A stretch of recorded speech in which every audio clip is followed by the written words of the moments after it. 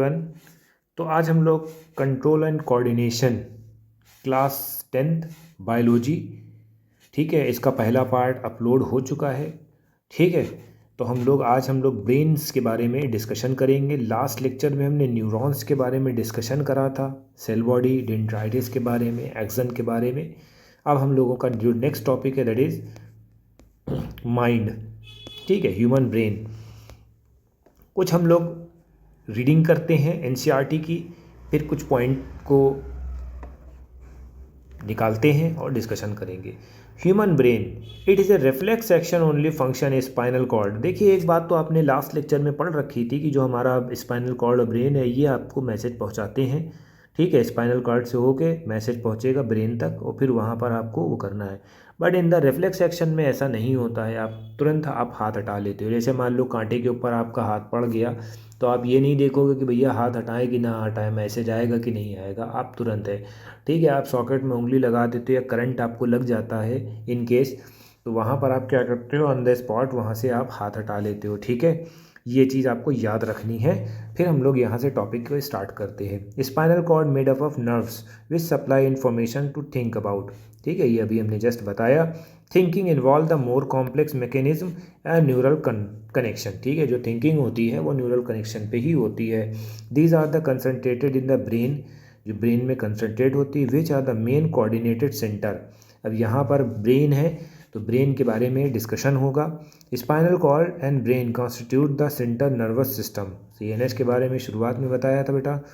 ठीक है, they receive information from the all part of the body. ठीक है, जितनी भी बॉडी से जो है इन्फॉर्मेशन मिलती यहाँ से मिलती है। ठीक है, अब जैसे मान लो कि राइटिंग है, टॉकिंग है, मूविंग है, क्लैपिंग है at the end of the programme are the example of voluntary actions. जो हमारे वॉलेंट्री एक्शन होते हैं which are based on deciding what to do next. ठीक है, और डिसाइड करते हैं कि अब नेक्स्ट क्या होगा। तो so brain has also send a message to muscles. Brain जो होता है मसल्स को मैसेज देता है, ठीक है, कि ये करो। This is the second way to nervous system communicate with the muscles.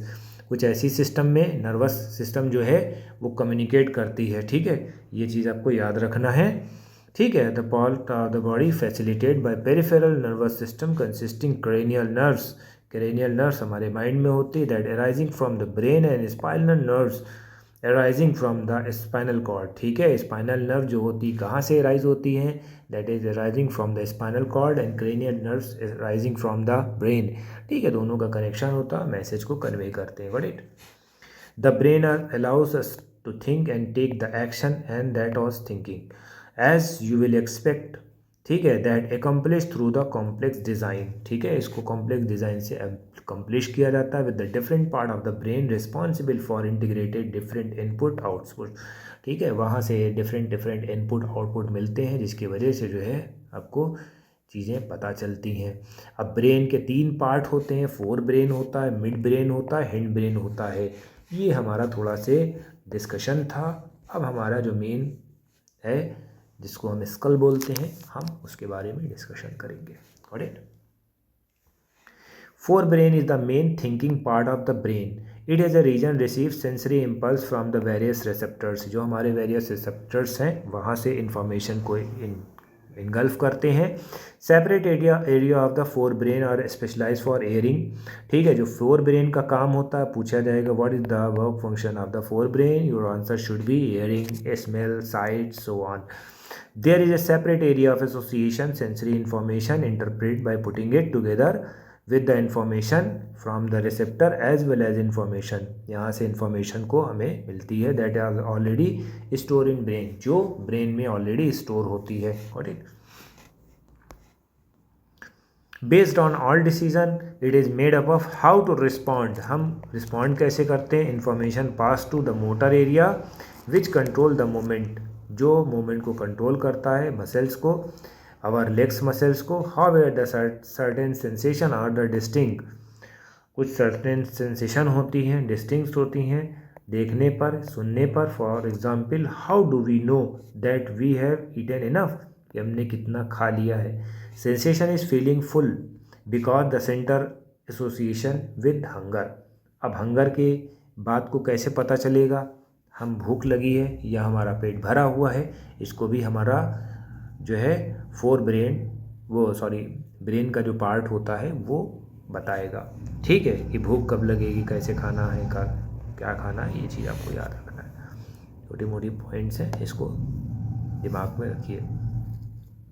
अब जो नेम है यहाँ पर हम लोग ब्रेन का डायग्राम देख लेते हैं। ये फोर ब्रेन होता है बेटा, ये क्रेमियम होता है, स्केलेस्कल, ठीक है, शॉक अब्जॉर्बर कुशन, ठीक है, सेरिब्रायो स्पाइनल फ्लूइड्स, अभी आप आगे पढ़ोगे, ये शॉक से बचाता है। ये हमारा मिड ब्रेन है, ठीक है, ये हमारा जो है सेरिबेलम है, ठीक है, और ये मेडुला ऑब्लांगेटा है, ठीक है, that is connected with the spinal cord. यहाँ पर हमारा पोन्स होता है, ठीक है, ये हमारी पिट्यूटरी ग्लैंड्स होती है, ये हमारी हाइपोथैलेमस होती है, ये याद रखना। अब इसको हिंड ब्रेन कहेंगे। फोर ब्रेन, मिड ब्रेन और हिंड ब्रेन। हिंड ब्रेन का मतलब यानी कि नीचे वाला जो पोर्शन होता है उसको हिंड ब्रेन बोलते हैं। बड़े